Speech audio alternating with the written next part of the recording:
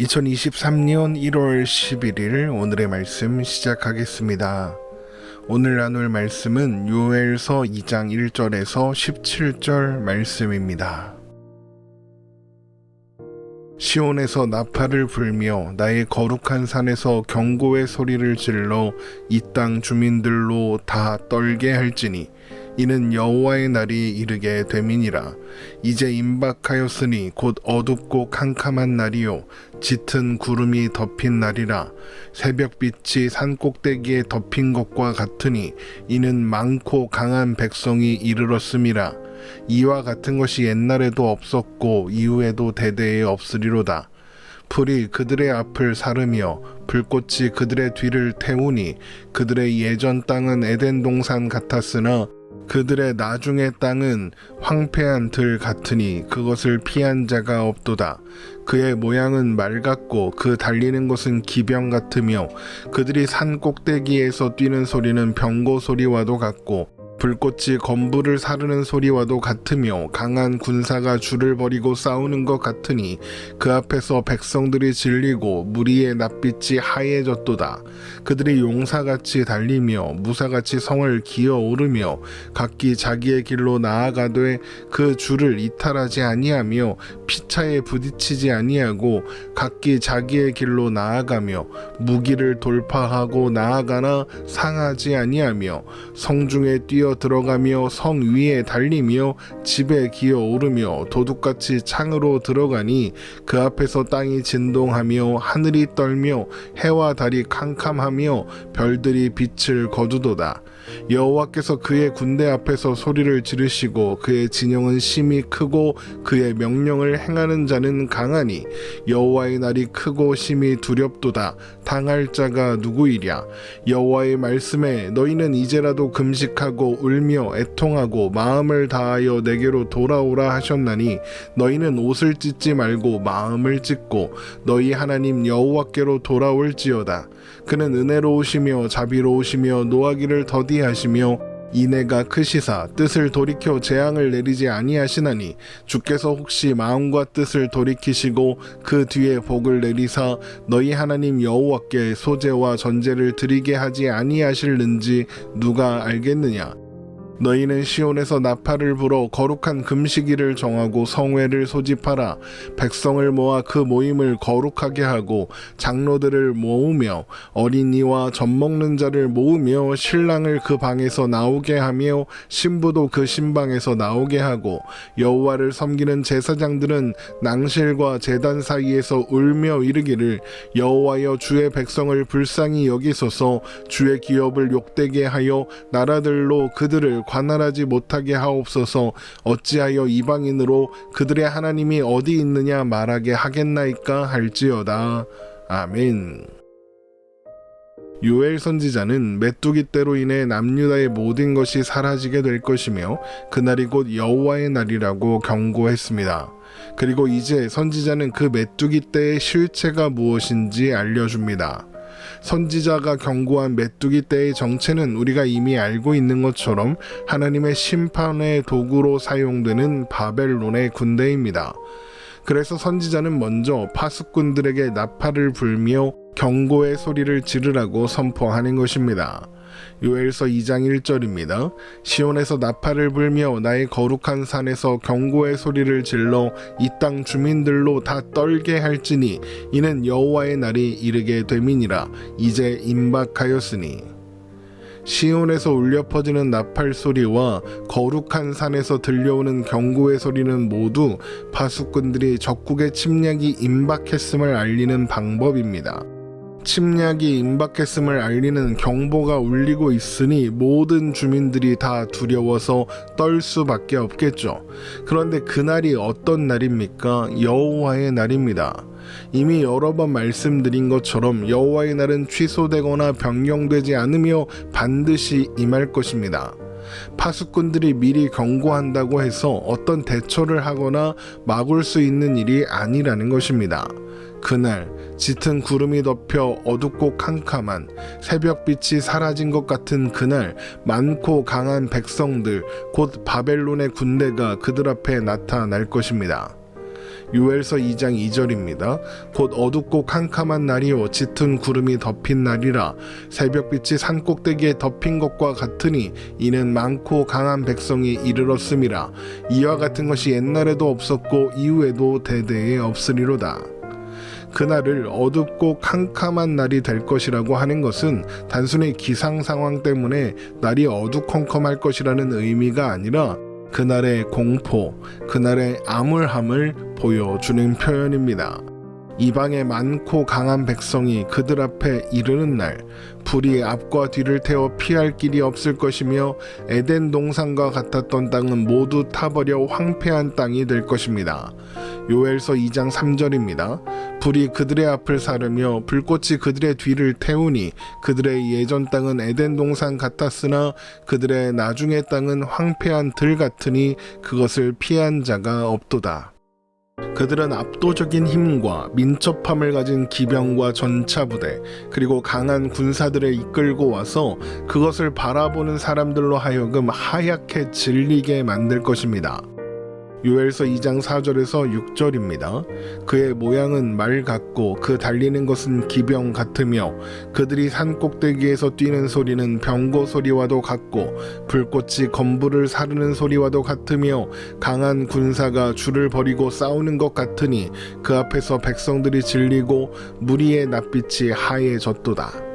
그렇게 침공이 시작되면 그들은 일사불란하게 성을 공격할 것이고 그래서 성은 쉽게 함락될 것입니다. 요엘서 2장 7절에서 10절입니다. 그들이 용사같이 달리며 무사같이 성을 기어오르며 각기 자기의 길로 나아가되 그 줄을 이탈하지 아니하며 피차에 부딪히지 아니하고 각기 자기의 길로 나아가며 무기를 돌파하고 나아가나 상하지 아니하며 성중에 뛰어들어가며 성 위에 달리며 집에 기어오르며 도둑같이 창으로 들어가니 그 앞에서 땅이 진동하며 하늘이 떨며 해와 달이 캄캄하며 별들이 빛을 거두도다. 땅이 진동하고 하늘이 떤다는 것은 그 군대가 얼마나 많은지 땅이 진동한다. 그러니까 그 군대의 많음을 표현하는 것이고 해달 별이 빛을 잃게 된다. 이것은 더 이상 희망이 없다. 이런 표현입니다.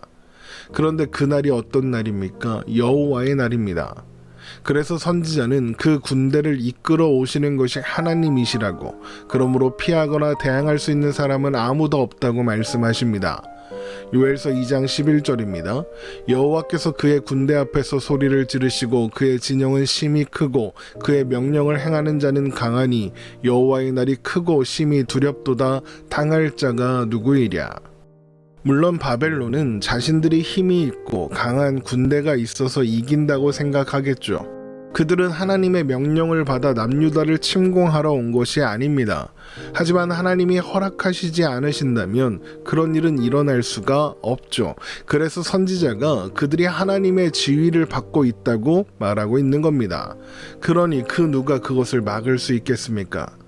그래서 이런 여호와의 날을 만나게 될 사람들이 할 수 있는 일은 금식하고 울며 애통하여 하나님을 찾는 것뿐입니다. 요엘서 2장 12절입니다. 여호와의 말씀에 너희는 이제라도 금식하고 울며 애통하고 마음을 다하여 내게로 돌아오라 하셨나니. 그러나 그 애통함은 위기에서 벗어나기 위한 형식적인 슬픔이어서는 안 될 것입니다. 옷을 찢으며 애통한 모습을 보이는 것은 쉽습니다. 위기에서 벗어나기 위해 하나님을 찾는 것처럼 보이기는 쉽다는 겁니다. 하지만 하나님을 전심으로 진심으로 찾는 것은 어렵습니다. 그것은 모든 생각과 뜻을 돌이키고 삶의 방향을 돌이키는 일이어야 하니까요. 그래서 선지자는 옷이 아니라 마음을 찢으라고, 헛된 것으로 가득 찬 마음을 찢어버리고 하나님을 찾으라고, 그러면 은혜롭고 자비로우사 노하기를 더디하시며 인애가 크신 하나님께서 그들을 구원하실 거라고 말하는 것입니다. 요엘서 2장 13절입니다. 너희는 옷을 찢지 말고 마음을 찢고 너희 하나님 여호와께로 돌아올지어다. 그는 은혜로우시며 자비로우시며 노하기를 더디하시며 인애가 크시사 뜻을 돌이켜 재앙을 내리지 아니하시나니. 그런데 이 말씀은 마음을 찢으며 회개함으로 하나님을 찾으면 여호와의 날이 취소될 수도 있다는 말이 아닙니다. 이미 여호와의 날은 임했습니다. 여호와의 날이 임했을 때 그것이 여호와의 날인 줄 알고 정신을 차리고 하나님을 구하고 하나님을 찾으라는 겁니다. 그것이 여호와의 날이 임하는 목적이니까요. 그래서 여호와의 날에 암울한 심판의 시간이 지나가면 복도 함께 임할 것입니다. 요엘서 2장 14절입니다. 주께서 혹시 마음과 뜻을 돌이키시고 그 뒤에 복을 내리사 너희 하나님 여호와께 소제와 전제를 드리게 하지 아니하실는지 누가 알겠느냐. 그 뒤에입니다. 여호와의 날에 임할 심판의 시간이 지나가면 그 뒤에 하나님께서 복을 내려주신다는 겁니다. 그런데 그 복이 무엇입니까? 소제와 전제를 드리는 것입니다. 바로 예배가 회복되는 것이죠. 하나님을 예배할 수 있다는 것, 그래서 하나님을 만날 수 있다는 것 자체가 복이라는 겁니다. 그런데 선지자는 누가 알겠느냐라고 이야기합니다. 그러면 하나님께서 복을 주실 수도 있고 안 주실 수도 있고 예배를 회복하게 하실 수도 있고 안 하실 수도 있다는 뜻일까요? 그렇지 않습니다. 선지자가 이런 표현을 사용하는 것은 너희들 곧 남유다의 백성들이 하나님의 긍휼을 바랄 수는 있지만 그런 긍휼을 베풀라고 요구하거나 명령할 수 없다는 뜻입니다. 그들이 할 수 있는 일은 하나님의 긍휼을 기대하며 하나님을 바라보는 것뿐이지 단정적으로 우리가 이렇게 애통해하고 있으니 긍휼을 내놓으십시오 라고 할 수는 없다는 겁니다.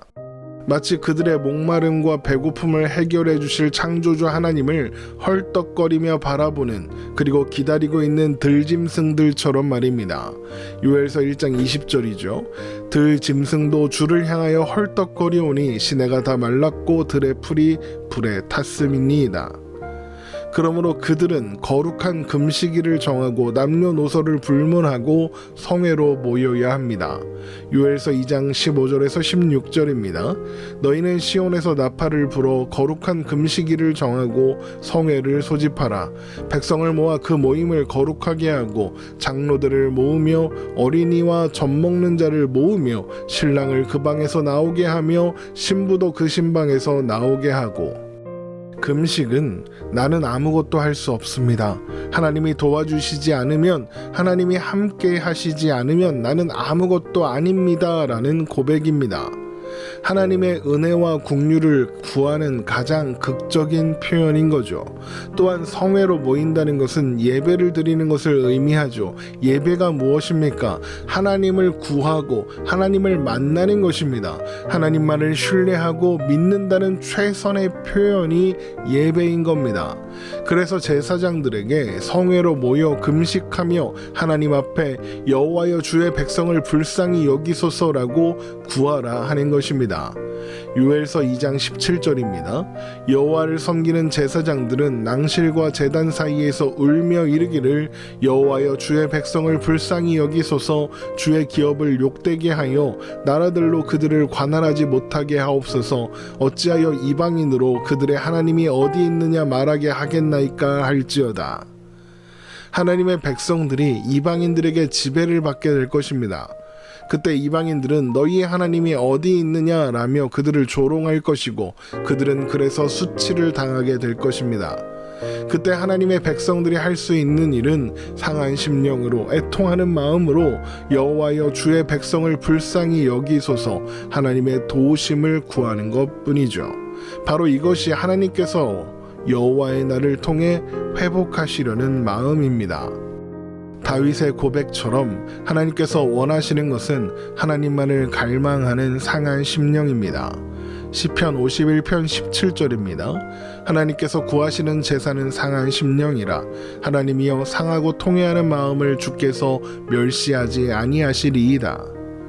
절박한 상황, 그리고 그 상황을 벗어나기 위해서 아무것도 할 수 없는 상황에만 가질 수 있는 상한 심령, 그래서 하나님만을 구하는 마음, 하나님은 바로 그 마음을 우리에게 원하십니다. 그래서 상한 심령을 가지게 되는 것 또한 은혜입니다. 하나님의 은혜가 아니라면 상한 심령을 가지고 하나님을 찾는 대신 절망하고 좌절하여 모든 것을 포기해 버릴 테니까요. 하지만 하나님의 은혜를 받은 사람은 그 상한 심령을 가지고 하나님을 찾고 하나님을 구하게 됩니다. 그래서 여호와의 날은 어둡고 캄캄한 암울한 날이기만 한 것이 아니라 하나님의 백성들의 마음을 새롭게 하고 회복하시는 복된 날이 되기도 하는 것입니다. 오늘 말씀 이렇게 마치겠습니다. 하나님과 함께 사는 우리의 오늘이 되기를 주님의 이름으로 축원합니다.